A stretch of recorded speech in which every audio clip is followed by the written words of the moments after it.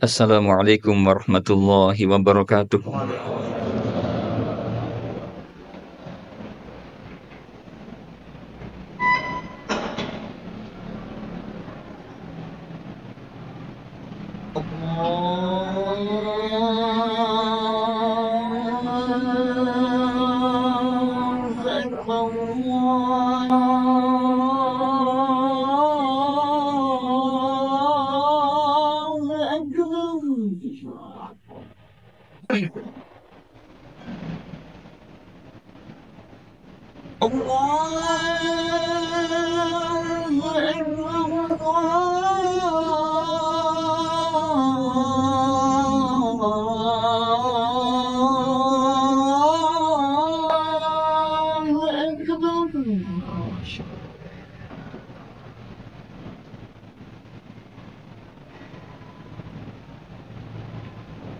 أشهد أن لا إله إلا الله.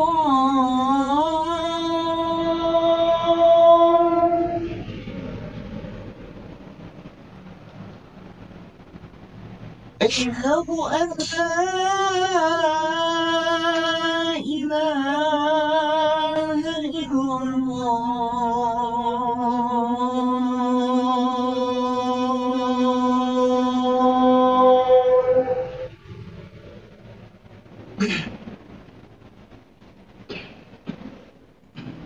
أشهد أن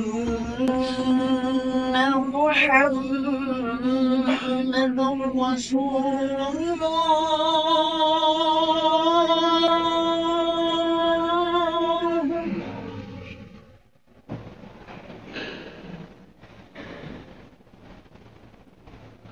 أشهد أن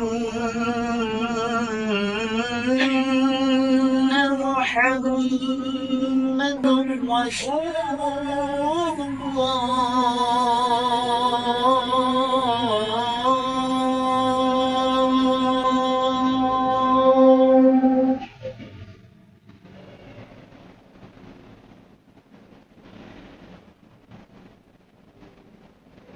حي على الصلاة.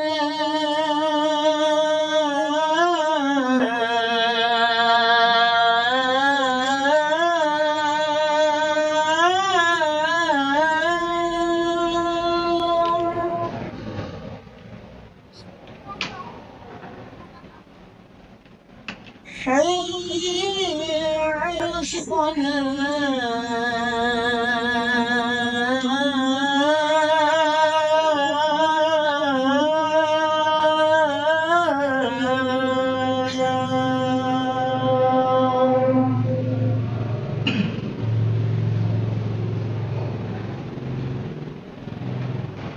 حي على الفلاح.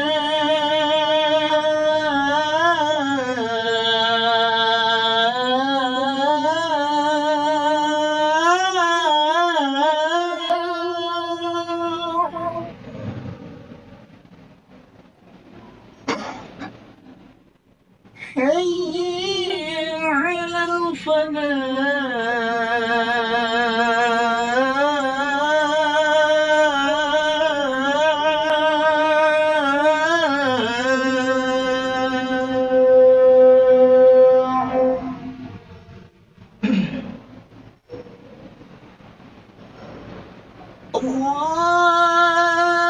الله أكبر.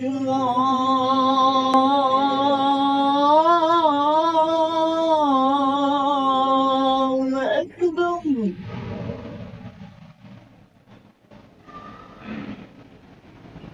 لا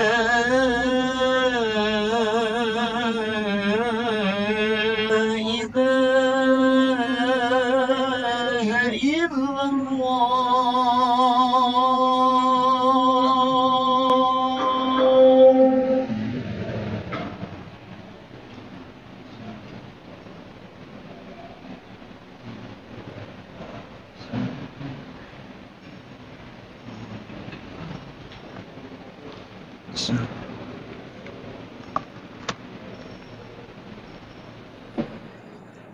Alhamdulillah, Alhamdulillah wa syukrulillah wa la hawla wa la quwata illa billah. Nahmaduhu wa nasta'inuhu wa nastaghfiruh. Wa na'udzu billahi min syururi anfusina wa min sayyiati a'malina. May yahdihillahu fala mudilla lahu wa may yudlil fala hadiyalah. Asyhadu an la ilaha illallah wahdahu la syarikalah wa asyhadu anna Muhammadan 'abduhu wa rasuluhu la nabiyya ba'dah. Wa sallallahu 'alan nabiyyil ummi wa alihi wa sallam. Qala Allah Ta'ala fil Qur'anil Azim. A'udzu billahi minasyaitonir rajim. Ya ayyuhalladzina amanu taqullaha haqqa tuqatih wa la tamutunna illa wa antum muslimun. Wa qala Allah aidan. Man 'amila salihan min dzakarin aw untha wa huwa mu'minun falanuhyiyannahu hayatan thayyibah wa lanajziyannahum ajrahum bi ahsani ma kanu ya'malun. Al-ayah. Hadirin rahimakumullah, marilah kita bersyukur pada Allah Subhanahu wa taala dengan berupaya menggunakan nikmat-nikmat yang Allah berikan, dengan menyempurnakan ketaatan-ketaatan kepada Allah Subhanahu wa taala. Karena sungguh kenikmatan yang penuh dengan keberkahan adalah kenikmatan-kenikmatan yang bertambah sejalan dengan bertambahnya kenikmatan, bertambah pula ketaatan kepada Allah Subhanahu wa taala. Maka tentu kita berharap dengan bertambahnya usia adalah pertanda semakin yakinnya kita kepada Allah, semakin khidmatnya kita beribadah kepada Allah Subhanahu wa taala, hingga nanti di puncak, di ujung usia kita, itulah puncak keimanan kita meninggal dalam keadaan husnul khatimah. Amin Allahumma amin. Yang kedua, hadirin rahimakumullah, marilah kita bersalawat kepada Rasulullah sallallahu alaihi wasallam. Semoga lisan kita adalah lisan-lisan yang ringan bersalawat kepada Rasulullah. Hati kita adalah hati-hati yang mudah tersentuh ketika mendengarkan sunnah-sunnah Rasulullah. Tergerak fisik kita untuk mengamalkannya. Karena sungguh kecintaan kepada Rasulullah ditandai dengan cintanya seseorang di dalam mengamalkan risalah-risalah dan sunnah-sunnah yang diajarkan oleh Rasul sallallahu alaihi wasallam. Man ahya sunnati faqad ahabbani wa man ahabbani kana ma'i fil jannah. Hadirin rahimakumullah, Rasulullah sallallahu alaihi wasallam pernah menyampaikan sebuah kalimat, informasi yang disampaikan kepada para sahabat. Bunyal Islamu ala khamsin. Dibangunnya Islam itu terhadap 5 perkara. Syahadatu an la ilaha illallah wa anna Muhammadar Rasulullah. Bersyahadat bahwa tidak ada Tuhan selain Allah dan Muhammad adalah Rasulullah. Wa iqamas shalah, dan mendirikan salat. Wa ita'uz zakah, dan menunaikan zakat. Wa hajjul baita, dan berhaji ke Baitullah. Wa saumu Ramadan, dan puasa Ramadan. Maka hadirin rahimakumullah, Rasul sallallahu alaihi wasallam mengumpamakan keislaman yang kita bangun sebagaimana bangunan rumah, yang mana ada tiang-tiang yang perlu dikokohkan, ada tiang-tiang yang perlu dikuatkan, yang mana satu dengan yang lain tidak bisa disepelekan. Semuanya memiliki nilai kepentingan di dalam menguatkan keislaman yang kita perlu. Kuatnya Islam itu akan berpengaruh terhadap kuat tidaknya kita di dalam mengarungi rintangan dan ujian-ujian di dalam kehidupan. Maka di dalam rukun Islam yang disampaikan oleh Rasul sallallahu alaihi wasallam, yang pertama adalah bersyahadat, yang itu sudah kita tunaikan. Yang kedua adalah menunaikan salat, yang itu sudah dicontohkan oleh Rasul sallallahu alaihi wasallam. Yang ketiga adalah menunaikan zakat. Yang keempat adalah berhaji bagi yang diberikan kemampuan oleh Allah Subhanahu wa taala. Dan yang kelima adalah puasa pada bulan suci Ramadan. Maka hadirin rahimakumullah, kelima-limanya ini tidak bisa dipisahkan satu dengan yang lain. Kuatnya lima ini sangat berpengaruh terhadap diri kita di dalam menjalani aktivitas kehidupan, yang mana aktivitas kehidupan itu pasti kita mengalami yang namanya ujian. Karena ada kalimat yang begitu indah yang disampaikan oleh ahli ilmu, bahwa sungguh karena keimanan kita pasti diuji oleh Allah Subhanahu wa ta'ala. Sehingga di dalam surah Al-Baqarah disampaikan, am hasibtum an tadkhulul jannah walamma ya'tikum mathalul ladzina khalau min qablikum. Apakah kalian mengira Allah akan memasukkan kalian ke dalam surga sebelum datang ujian-ujian sebagaimana ujian-ujian itu juga datang kepada umat-umat sebelum kalian. Masathumul ba'sa wad-dharra wa zulzilu hatta yaqula ar-rasul walladzina amanu ma'ahu mata nasrullah ala inna nasrallahi qarib. Di antara mereka orang-orang sebelum kita diuji oleh Allah dengan kelaparan, dengan kesusahan hidup, dengan kesengsaraan, dan bahkan ada di antara mereka yang dizulzil, yang digoncang hidupnya oleh Allah Subhanahu wa ta'ala, hingga mereka kemudian bertanya kepada Rasulullah, mereka bertanya kepada Rasul yang ada di dekat mereka, mata nasrullah, kapan datang pertolongan Allah?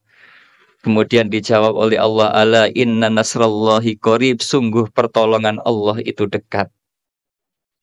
Maka hadirin rahimakumullah, pada masa Rasul sallallahu alaihi wasallam ada sahabat yang bernama Ammar bin Yasir. Sahabat Ammar bin Yasir ini punya ayah yang namanya Bapak Yasir, ibunya bernama Sumayyah. Satu keluarga ini adalah yang kompak mengikuti risalah yang disampaikan oleh Rasul sallallahu alaihi wasallam. Ketika umat Islam pada waktu itu belum begitu banyak, memeluk agama Islam adalah sebuah tantangan yang begitu berat, karena banyak di antara sahabat yang meninggal dunia karena mempertahankan tauhid la ilaha illallah. Termasuk Bapak Yasir, bapak dari Ammar bin Yasir, meninggal dunia karena penyiksaan yang begitu luar biasa. Dan ibunya Sumayyah juga meninggal dunia karena penyiksaan orang-orang kafir Quraisy. Maka melihat itu, Ammar bin Yasir ketakutan. Ammar bin Yasir kemudian menyampaikan, saya kembali kepada agama nenek moyang saya. Maka melihat itu kemudian penyiksaan terhadap Ammar bin Yasir dilepaskan. Namun ketika Ammar bin Yasir bebas, Ammar bin Yasir begitu sedih karena melepaskan tauhidnya, karena ketakutannya, padahal hatinya tetap istiqomah mengikuti apa yang disampaikan oleh Rasulullah sallallahu alaihi wasallam. Maka kemudian di sini diberikan kabar gembira oleh Allah Subhanahu wa taala di dalam surah An-Nahl ayat 105. Di dalam surah An-Nahl ayat yang 106 Allah sampaikan, a'udzubillahi minasyaitonir rajim. Man kafara billahi min ba'di imanihi illa man ukriha wa qalbuhu mutmainnun bil iman. Maka barang siapa yang kafir kepada Allah setelah dia beriman karena dia takut, sedangkan hatinya masih tetap di dalam keimanan, maka dia diberikan rukhsah oleh Allah Subhanahu wa ta'ala. Inilah yang kemudian menjadikan Ammar bin Yasir bergembira atas kabar di dalam surah An-Nahl ayat 106 ini. Maka hadirin rahimakumullah, kalau Ammar bin Yasir diberikan rukhsah oleh Allah Subhanahu wa ta'ala karena pada waktu itu menjalankan ibadah agama tidak sebebas sekarang. Menjalankan ibadah agama boleh jadi tantangannya adalah kematian. Mempertahankan tauhid seperti yang dilakukan oleh Ammar bin Yasir memiliki intimidasi yang luar biasa. Namun sekarang kayak-kayaknya kita bersyahadat tidak ada yang menghalangi kita. Kita berangkat ke masjid, tidak ada yang kemudian orang yang mencegat kita. Kita yang berinfak, bersedekah, berangkat haji, puasa di bulan suci Ramadan, tidak ada yang kemudian menghalang-halangi kita untuk menunaikan itu.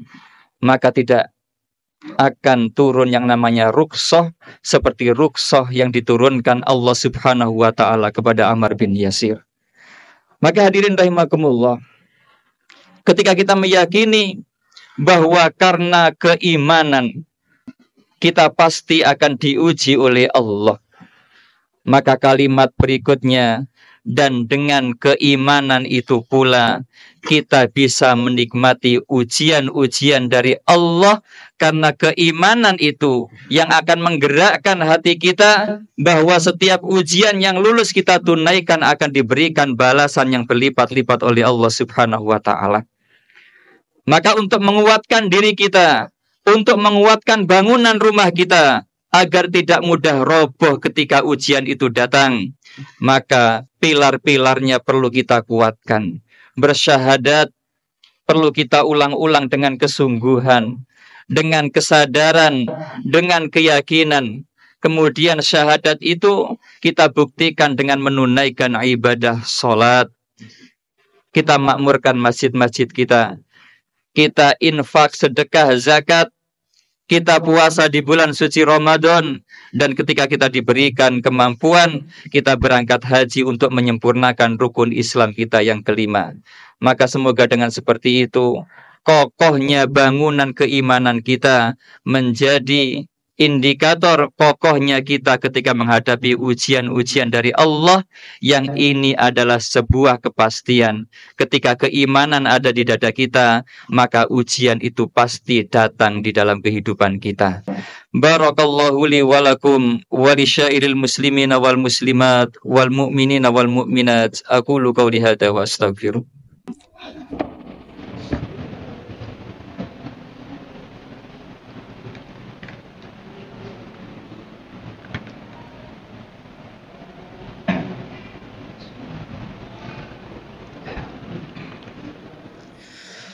Alhamdulillah.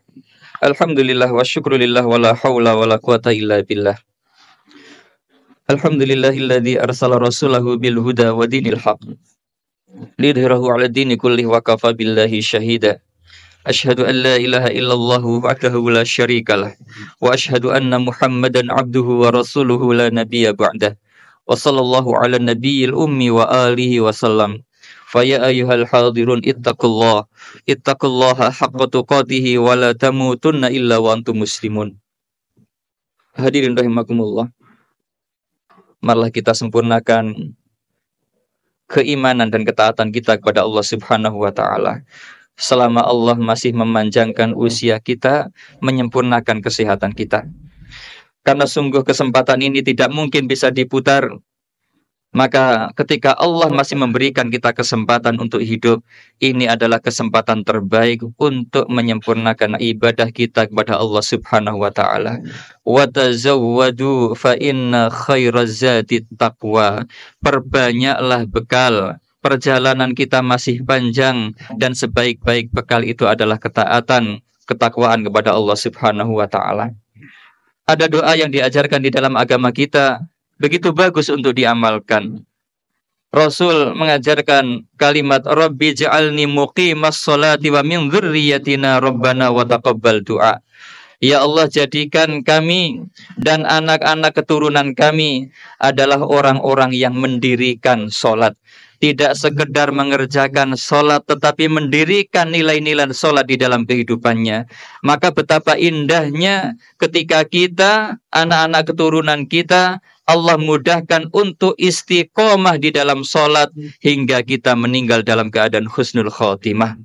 Maka hadirin rahimakumullah, pada khutbah yang terakhir ini, mari kita berdoa kepada Allah.